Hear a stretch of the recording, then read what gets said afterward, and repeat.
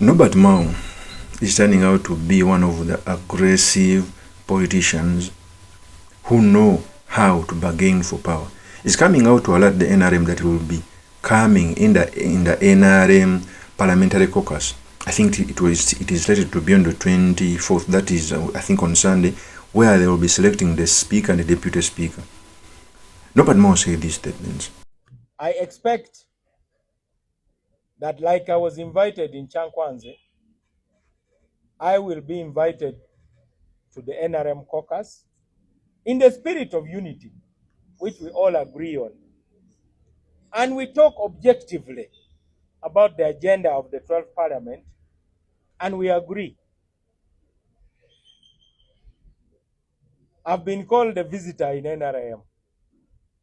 As a visitor, you must recognize boundaries. And the head of the home can change the rules anytime. The head of the home can say lunch will be eaten at 10 a.m. Supper will be eaten at midnight. As a visitor, really, you have very little to say about that.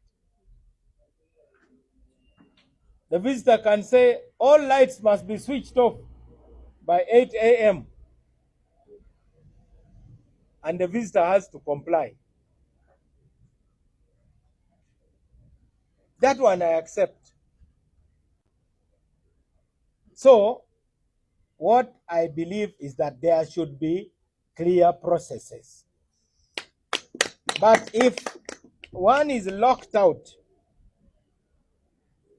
then you feel that you have not been treated well. I'm glad the president intervened and I was not locked out of Chankwanz. I believe I'll not be locked out of facing the caucus, which is the caucus of the voters. Let the caucus be the ones to pronounce themselves and say, in our considered opinion, for the following reasons, this is the person we will rally behind. I still believe I have an opportunity and a chance to be the speaker. You know how I think. One day somebody told me, are you sure you can be speaker? What chance do you have? Then I said, by the way, if I'm on the top floor of a very tall building and the building catches fire, and I'm told that I have a 1% chance to survive if I jump, I'll jump immediately. I've not heard anybody saying Mao has no chance. There are those who had said the former speaker was too big to fall. But that's the same false evidence appearing real.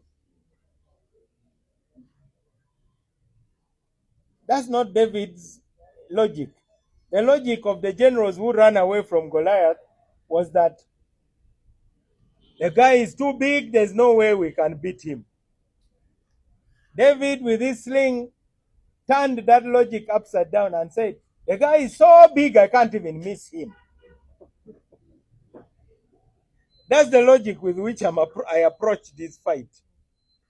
Others are saying, too big, how can we manage? I say, oh, too big, how can I miss? Even with a Butida.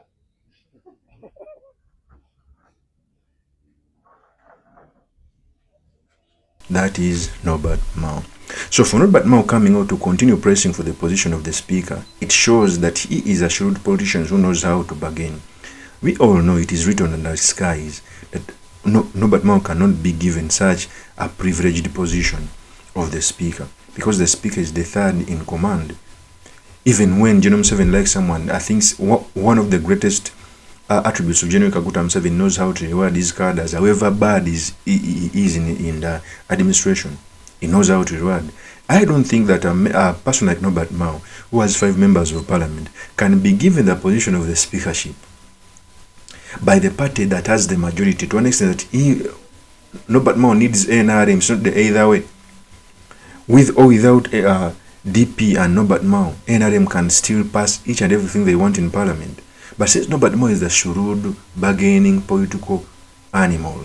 He knows that if he's invited in the NRM caucus, and I know he may be invited or make his case, of course he won't be given a position of the speaker because NRM came out and endorsed OBOTH.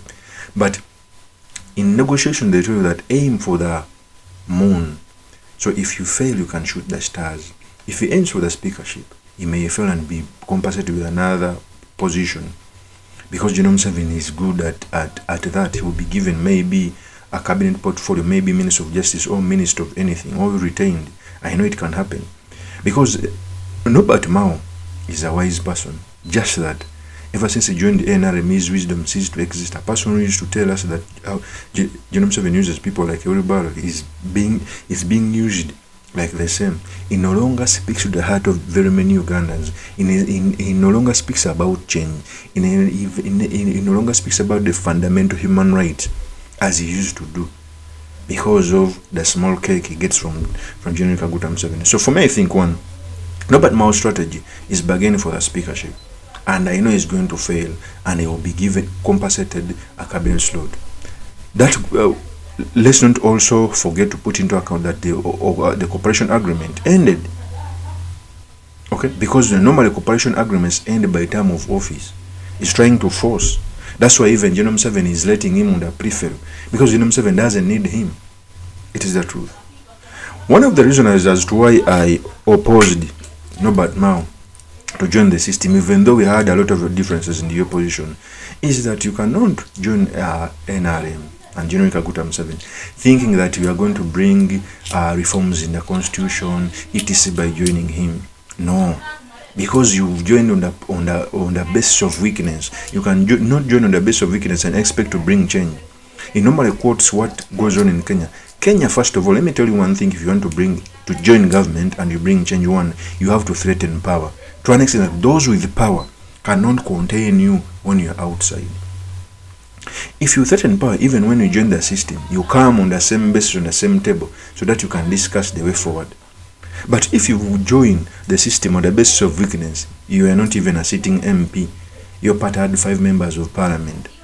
It was a win for General Kaguta Museveni to show that he's swallowing the opposition, because he has ever shown that by 2026 there will be no opposition. He started by the Uganda Federal Alliance of Betikam. He gave him IGG. Now he's not even retained. Uganda Federal Alliance is not there. He went to UPC, the Rangos you see there. Just that Aken is also fighting back. He went to DP, etc.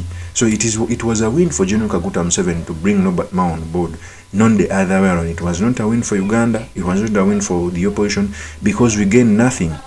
Nothing.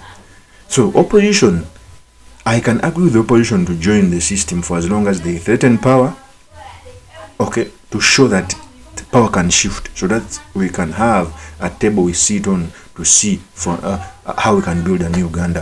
Of course, as my PN is truly Mr. Makindi Kabe Suleiman Magal. If you're into this channel, please subscribe, like, and comment so that I'm motivated to do more of such videos. I'll see you on another one. Peace.